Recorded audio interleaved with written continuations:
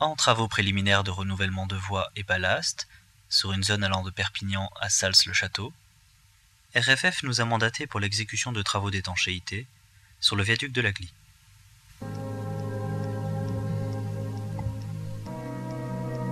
Ces travaux ont été programmés lors d'interceptions quotidiennes de la voie de travail d'une durée d'environ 7 heures.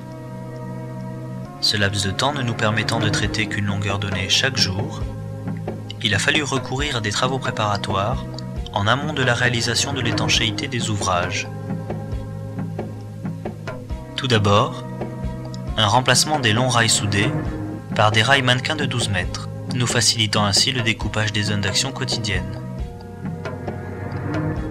Il est à noter la réalisation d'un panneau de 4 mètres, appelé panneau tampon, et placé en fin de la zone traitée chaque jour.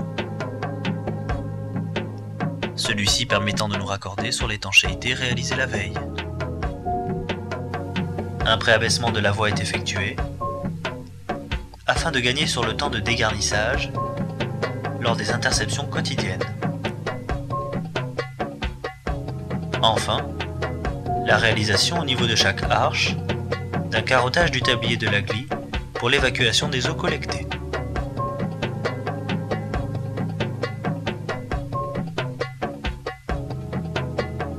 Une fois les travaux préliminaires achevés, la réalisation de l'étanchéité peut débuter. Il est à rappeler que les travaux se déroulent sur une seule voie interceptée, la voie contiguë restant en service. Le mode opératoire sera sensiblement le même quotidiennement. Tout d'abord, le déséclissage des panneaux sur la longueur de la zone à traiter, puis la dépose de 3 panneaux et du panneau tampon à l'aide du pull et de la pelle rail route. On procède ensuite au dégarnissage du ballast usagé jusqu'aux cotes de fond de fouille demandées, formant ainsi la plateforme qui servira de support au complexe d'étanchéité. Celle-ci est alors pentue par l'engin, puis réglée manuellement, et enfin cylindrée pour aplanir les aspérités.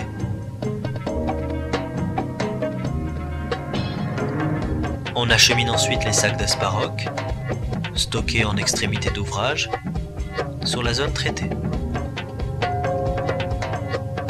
Les sacs sont ouverts au chalumeau détancheur, moyen le plus rapide et le moins dangereux pour le personnel de chantier, car il évite d'avoir à se placer sous la charge. L'asparoc est régalé manuellement. Les formes de pente, elles, sont matérialisées par des chevrons posés au sol et réglés par le géomètre et le contrôleur qualité. L'épaisseur d'asparoc avant cilindrage doit atteindre 8 cm au minimum.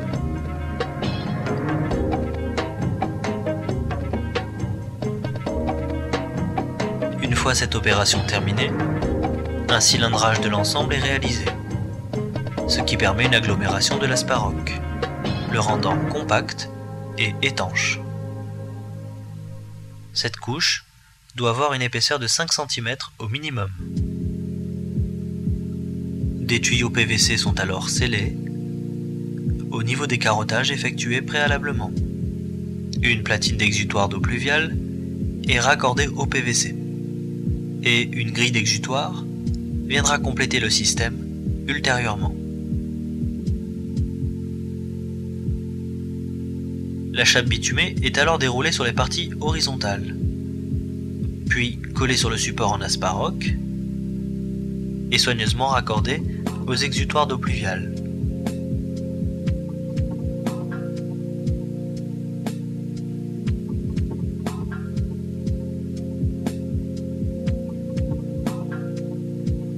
Deux couches de feutre anti-poinçonnant sont déroulées sur les parties horizontales et verticales.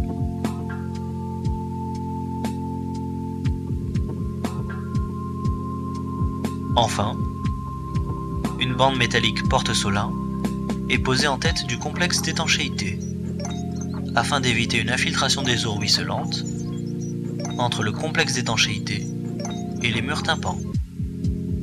Sur la première voie traitée, des blindages provisoires en planches de bois et équerre de ferraille sont posés. Ces blindages sont destinés à maintenir le ballast de la voie contiguë lors du traitement de la deuxième voie. Ils seront ensuite retirés en fin d'intervention. Puis, les panneaux de voie sont amenés pour la repose. Le panneau tampon, lui, est posé en extrémité de la zone d'étanchéité.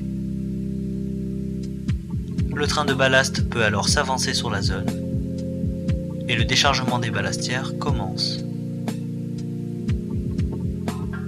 Et pour terminer, la boureuse assure le relevage de la voie.